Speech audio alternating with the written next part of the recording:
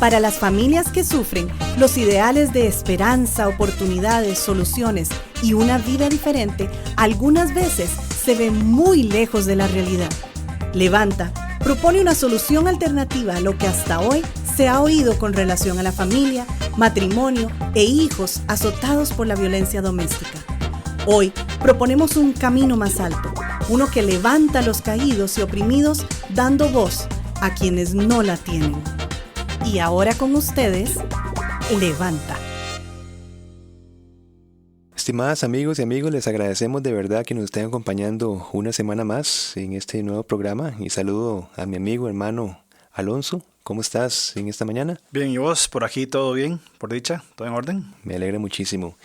Y el tema de hoy, mi estimado amigo, es un tema que no se hablaba desde hace tiempo, porque es un tipo de violencia que viene ajustado con los nuevos avances tecnológicos. Correcto. Y hablamos del ciberbullying. Entonces Sí. es algo que yo creo que bullying, consciente o inconscientemente, nos acordemos o no, creo que todos pasamos en la escuela de chiquillos, ¿verdad? Sí. Desde los apodos más Inocentes. emblemáticos hasta muchísimas otras cosas, Sí. ¿verdad? Sí. Pero hoy, de repente, se habla del ciberbullying. Y es porque por el efecto de las redes sociales. Claro. Y el efecto de ese exceso de confianza, no dándonos cuenta de que estamos expuestos y nuestros hijos están expuestos a esos contactos que no se ven físicamente por medio de redes sociales. Sí, creo que todo comenzó con las redes sociales, comenzó como un juego, como algo más que teníamos, tengamos hace años, 10, 12 años, tengamos Facebook y fueron saliendo otras y tomó como algo bonito, como algo interesante, pero no hemos dimensionado que es un medio de relación tremendamente influyente, más que todo en las nuevas generaciones, ¿verdad? Sí. Y es un acceso, es una modalidad de acoso moderno, el ciberbullying, podemos hablarlo de esa modalidad de humillación, Sí. de chantaje, Sí. y es muy preocupante cuando se da con menores de edad.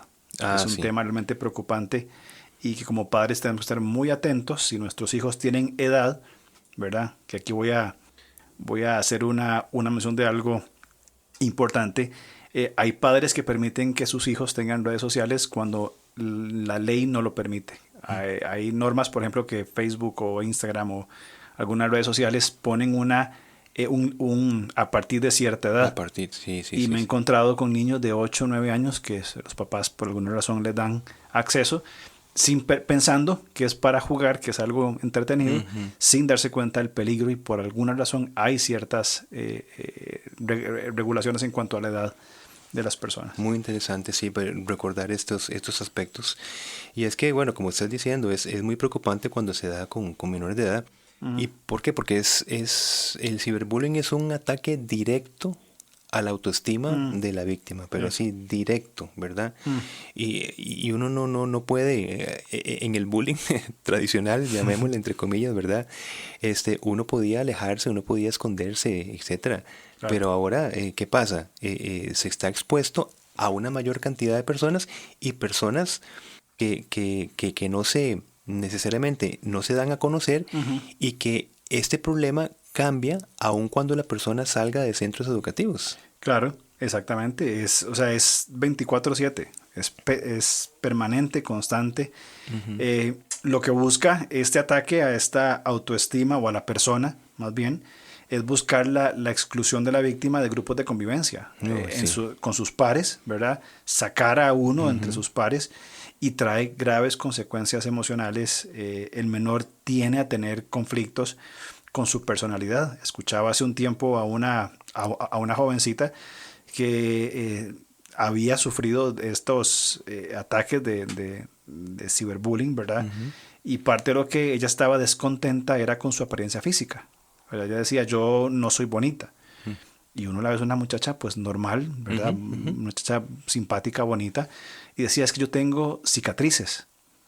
Y yo me quedé así como, bueno, ¿qué pasa? Me dice, sí, es que vea, y levanto un poco la cabeza, tengo aquí una cicatriz en la barbilla, tengo una cicatriz aquí. Y cuando yo veo, no se veía, era un puntito. Tanto acoso, tanta insistencia en que era fea, en que no podía estar ahí, que nadie la quería, que no se iba a casar, llegó a tomar una cicatriz de su infancia que era mínima, te digo, no era ni siquiera 1 centímetro, no se ve, a crear toda una disconformidad con su apariencia física, con su personalidad, por esta presión.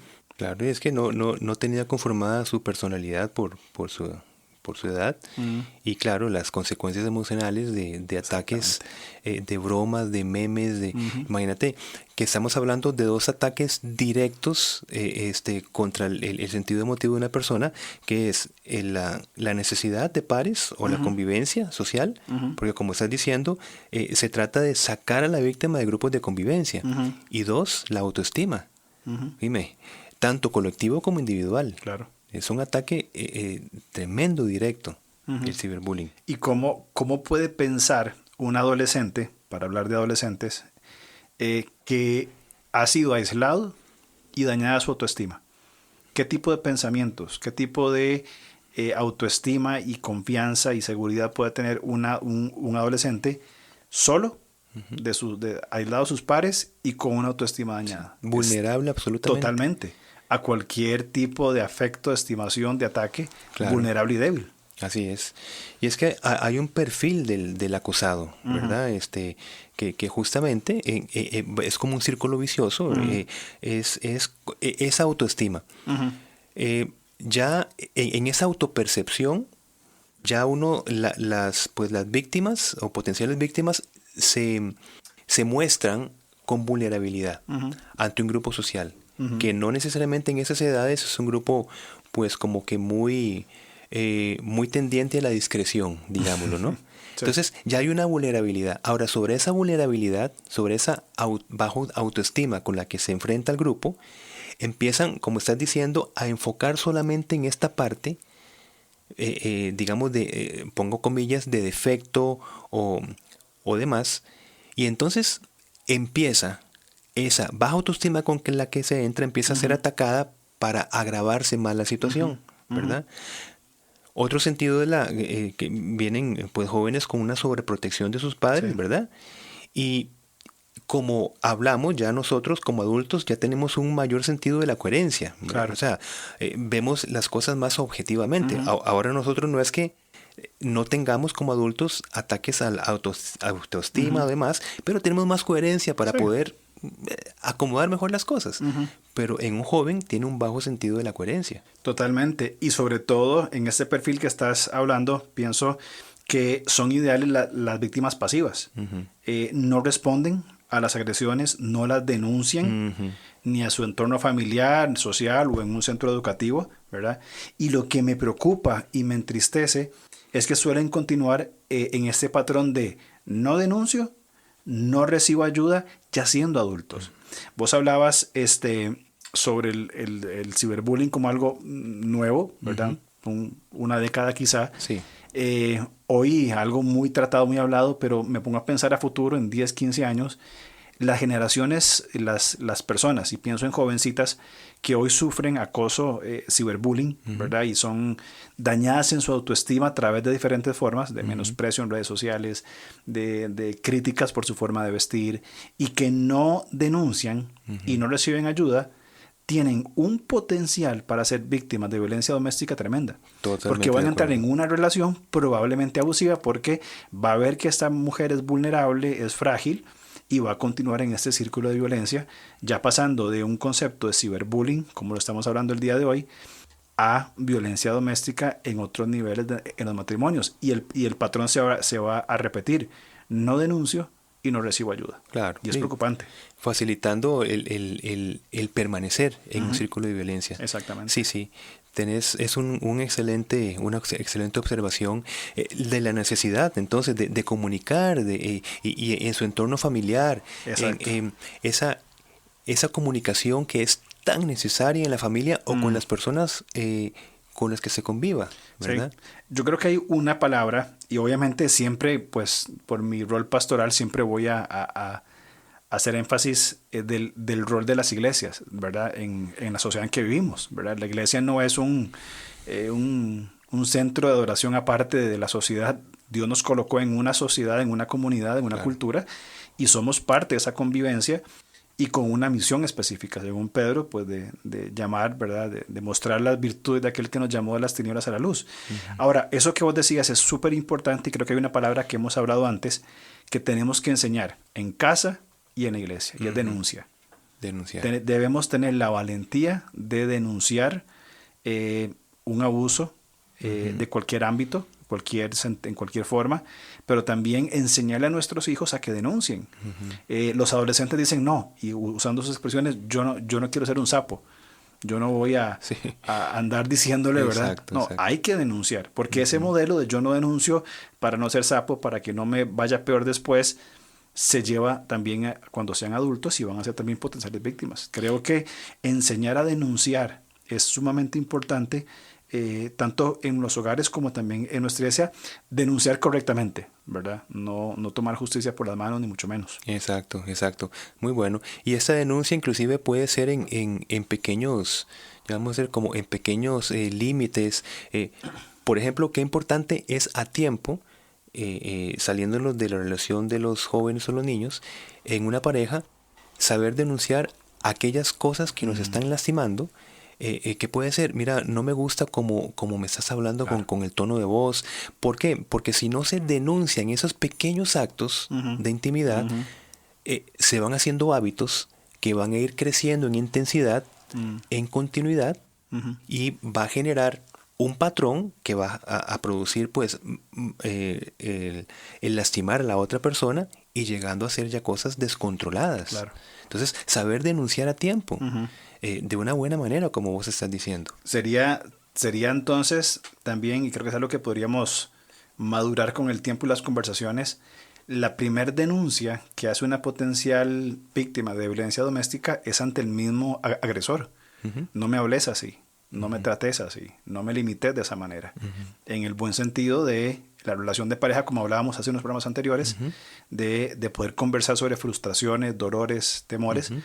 Ahí comienza, es la primera denuncia que debería haber. Cuando aún hay capacidad de arrepentimiento en caso de los creyentes, ¿verdad? Si es una persona creyente, o de conversar los temas antes de llegar a el conflicto. Y como nos dice la escritura, en el modelo que nos pone, bueno, ¿qué pasa si en ese primer acercamiento la persona no atiende? Sí. Pues la denuncia incluye también el llamar a otras personas, autoridades, digamos, competentes, que eso no es ningún problema, eso es más bien es necesario. Entonces, ves que el modelo es siempre el saber denunciar. Claro. Pero que, como estás diciendo, es como un estigma, como un temor de que más bien las cosas van a ponerse peor si se denuncia. Sí. Oye, pero esto no tiene ningún sentido. ¿Cómo va a ser una resolución de un conflicto dejándolo allí y más bien incrementando un mal hábito?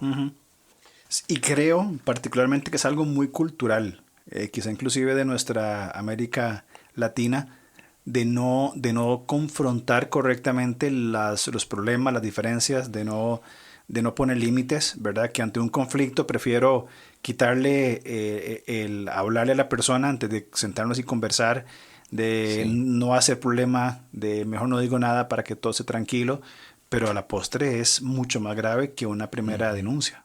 Y gracias a Dios, en un sentido social que Dios ha permitido, ¿verdad?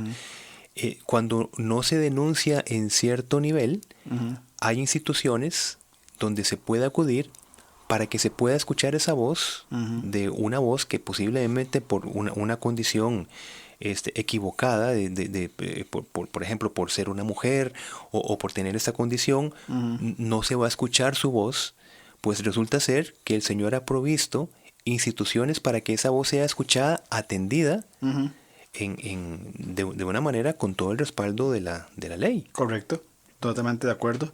Salmos 145:14, que es un versículo importante para levanta, dice: el Señor ayuda a los caídos y levanta a los que están agobiados por sus cargas.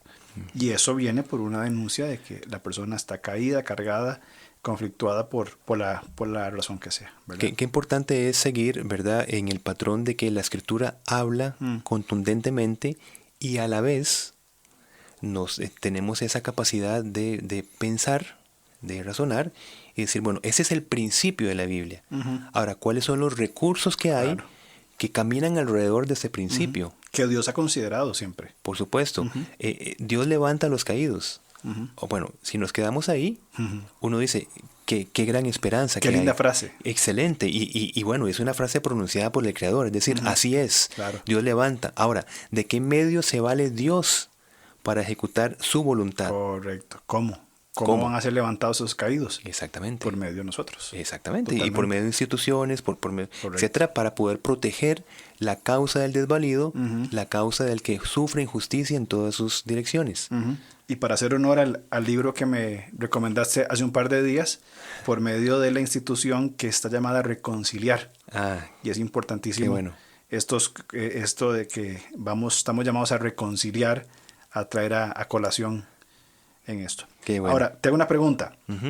¿Cuáles son algunos síntomas, para volver al tema del ciberbullying, cuáles son algunos síntomas para nosotros padres de adolescentes, preadolescentes y jóvenes, y aún más, aún entre adultos probablemente también esto se dé, ¿verdad? ¿Cuáles son algunos síntomas del ciberbullying? Pues algo así como que automático es la ansiedad, el estrés. Imagínate que estamos aún conservamos un estado virtual en los estudios que ya de por sí ya genera un grado de ansiedad y estrés. Ahora, sumémosle a eso el estar lidiando con un ciberbullying, con ofensas, con molestias, con burlas. Entonces, el nivel de ansiedad se dispara, ¿verdad? Ahora, entre más tiempo se haya estado expuesto a todas estas consecuencias del ciberbullying, pues se esperará que sea más gravoso y más extendido los síntomas, llamémosle psicosomáticos, ¿verdad? Me refiero a esas manifestaciones físicas que son expresión de un conflicto emocional, un cortocircuito que se da en nuestro interior y que se va a producir por digamos, diferentes estados físicos, enfermedades, limitaciones, etcétera, que se lleva al joven o al niño a una revisión médica. Y no tiene nada. Sí, y digamos, lo que tiene físicamente es consecuencia de trastornos emocionales. No fue por decirte que se comió algo de una mala manera, etcétera, ¿no? Claro. Sí, es importante considerar estas cosas que estás mencionando de aspectos psicosomáticos, ¿verdad? Donde las emociones afectan a las personas. Pensaba también mientras hablabas síntomas puntuales, el desempeño en sus estudios. Claro. Una persona que mantiene una constante en sus estudios y hay una disminución tremenda, probablemente hay una causa, ¿verdad? No significa que siempre sea por algún acoso de esta manera, pero podría ser. Sería bueno revisar. Sería bueno chequear. Exacto. Observar, sí, muy importante. Un repentino bajo rendimiento. Sí, de pronto se mantenía en cierto nivel y ha habido una disminución considerable, ¿verdad? Mira, y también actitudes esquivas, ¿verdad? Y hostiles de nuestros hijos, que como padres los conocemos bien, ¿verdad? O por lo menos tenemos una generalidad de cómo reaccionan y de repente son extrañamente hostiles y esquivos, ¿verdad? Como siempre, como a la defensiva. Exacto, y con esa dificultad para crear vínculos, ¿verdad? Basados en la confianza.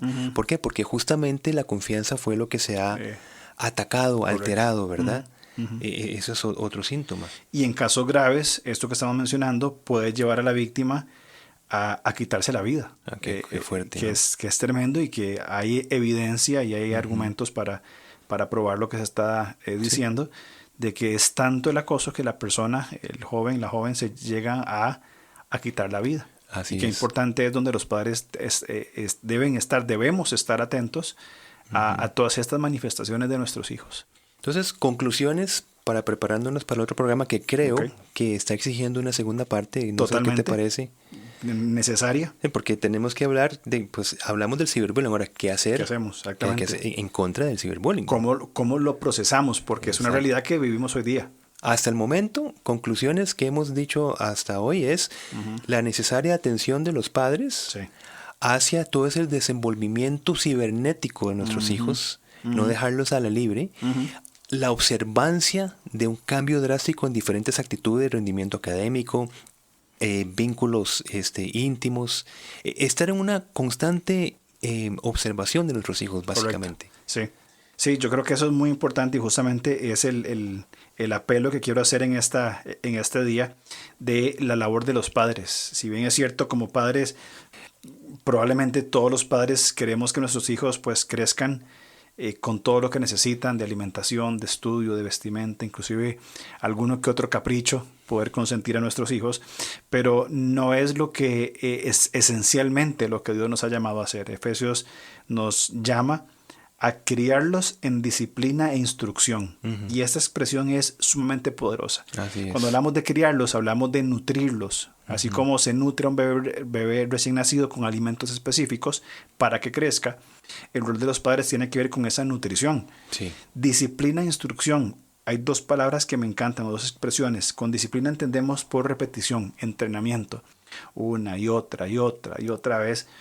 Acercándonos a ellos y cumpliendo nuestro rol. E instrucción es una palabra muy poderosa que tiene que ver con poner la palabra de Dios en la mente de nuestros hijos. De decirles este es el principio bíblico. Cuando nosotros como padres procuramos nutrirles, repitiendo una y otra y otra y otra vez lo mismo, Pablo lo dice en Tesalonicenses. Yo no tengo problemas en decirle lo mismo muchas veces, no me es problema. Y lo que se repite en la palabra de Dios en sus mentes, estamos cumpliendo el rol. Y a veces pareciera que como padres simplemente les compramos comida, ropa, lo mandamos a la escuela y ya cumplimos. Tenemos que estar presentes, tenemos que enseñarles cómo lidiar con la realidad. Personalmente pienso que no es sano prohibir cuando sea el tiempo a nuestros hijos la participación en redes sociales, porque no podemos excluirlos de todo el mundo. Las redes sociales son una realidad. Hoy para pedir trabajo te piden la dirección de tus redes sociales.